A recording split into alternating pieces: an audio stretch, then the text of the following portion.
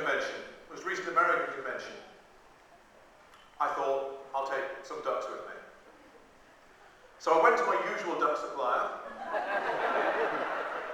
Tells you all you need to know, doesn't it? I have a usual duck supplier. www.justducks.co.uk. Guess what they sell?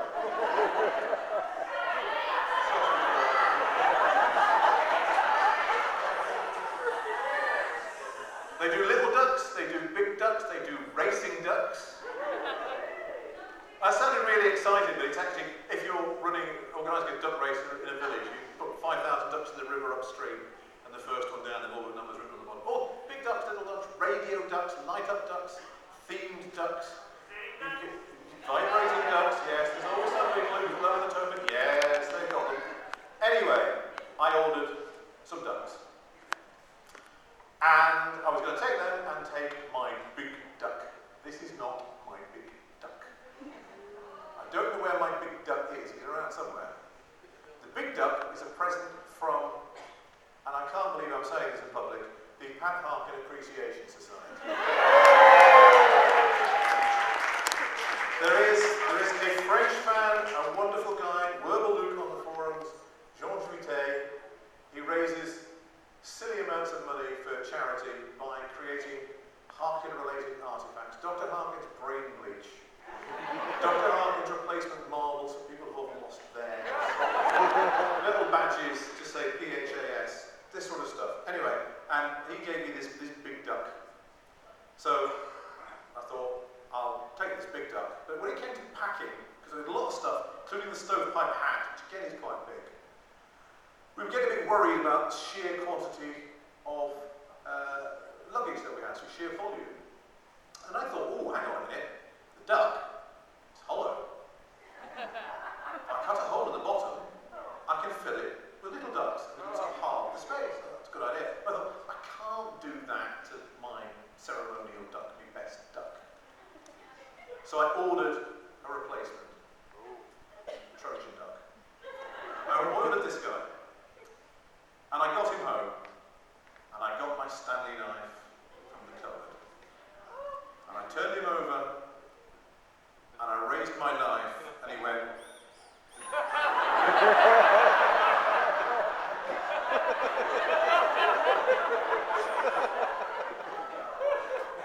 The replacement duck is a squeaker duck. The main duck isn't. I thought, if I cut this out, even if I stick it back on with duct tape.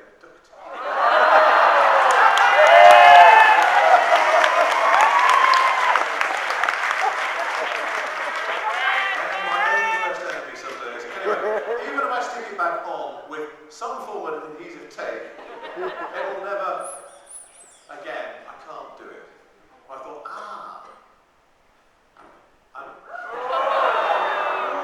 it's not that dull a story you want to commit suicide, come on. It occurred to me, I'm also packing this.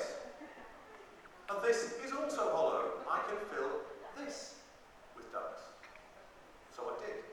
So we went with the stovepipe hat full of ducks, the emergency backup duck, and off we flew. Now,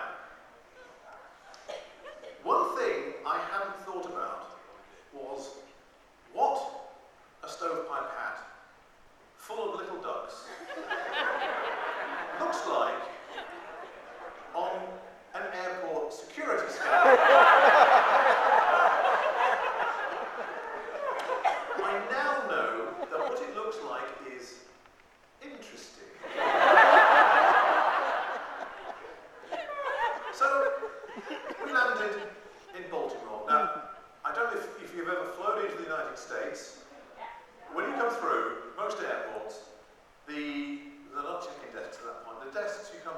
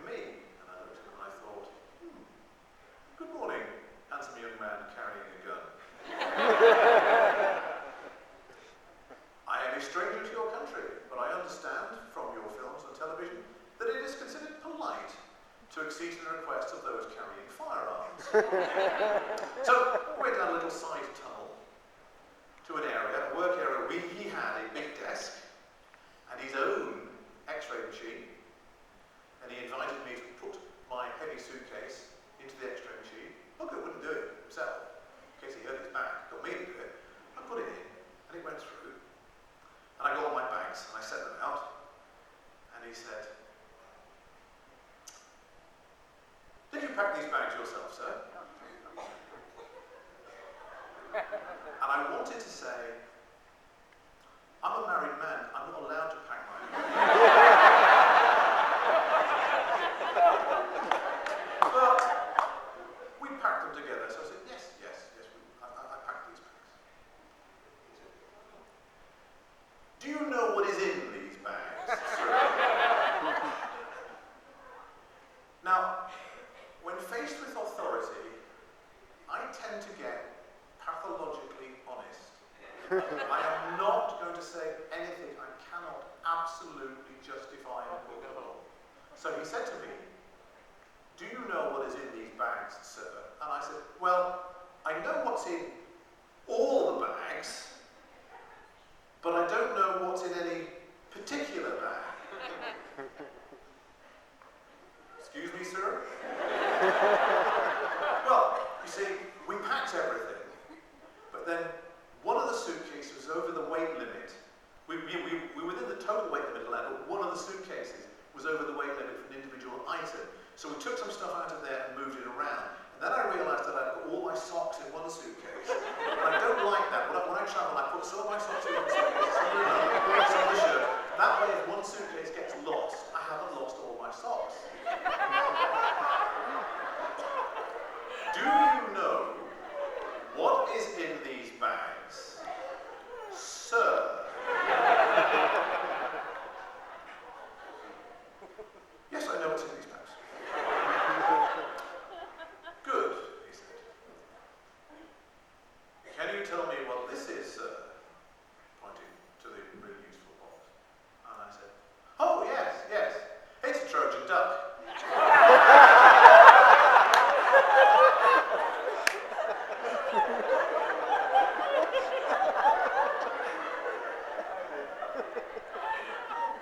"A Trojan duck, sir?" And I said, "Yes, Trojan, like when King Agamemnon and the Mycenaean armies came to the siege." Mice and Ian, sir? You have mice in here?" No. There's no mice in there. That would be stupid. It's just ducks.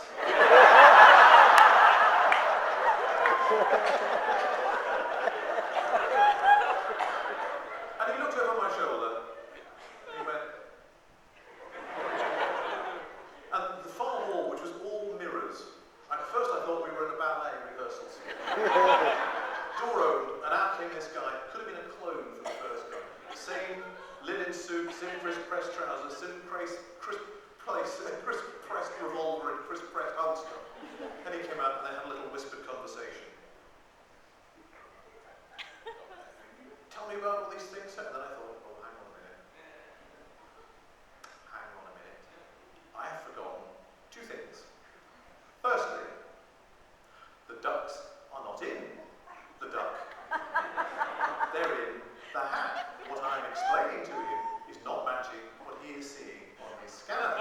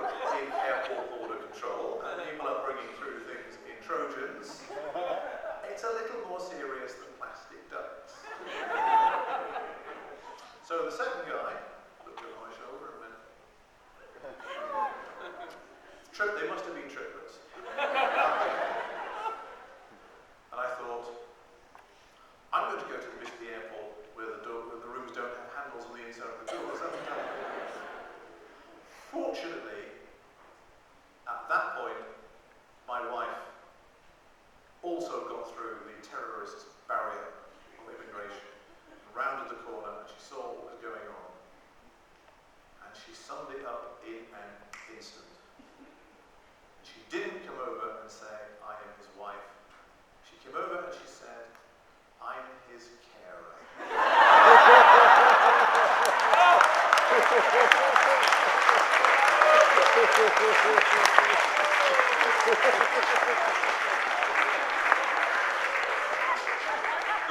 relief on my three new friends' faces is instantaneous. They now understood what was going on. This was not some new strange form of duck-based terrorism that I had encountered before. It was a poor, confused old man who'd got separated from his support facilities, and they could now go. And they invited me, very politely, to repack my suitcases and basically get the hell out of our airport. And that, ladies and gentlemen, is how I arrived